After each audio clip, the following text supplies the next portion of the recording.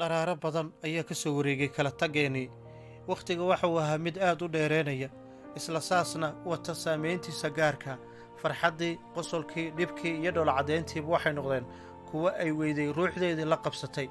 Waanan u xiisay dhab ahaantii. Waxaa maskaxdayda ku soo noqnoqdaa weerihii kalgacalka lahaa ee aan kaa helay, qalbigaygan jeclaa, eegmadii naxariista lahayd oo indhahayga deeqi jirtay.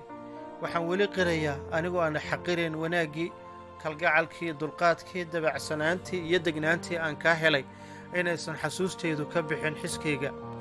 Wakhtiga ha noqdo mid soconaya, xasuusuhuna ha noqdaan kuwo aan ka guurayn xiskayga. Jacaylku waa mid aan ka bixin qalbigayga. Kolkaasna waxaan xaqiiq ahaan qirayaa jacaylkan kaa helay mid dhab ah oo ay farxad kula radan tahay inuu ahaan jiray. Cidladan aan marayo waxaa igu weheliyaa xasuustaydii.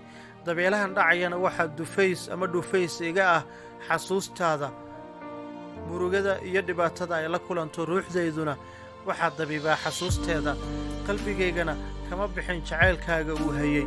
dhab ahaan waan tabay, balse xaqiiqda waa inaysan wakhti ahayn. Qofkaan jeclaa aan rabay, farxadda aan ka heli jiray aysan tahay iminka ooridii nin kale.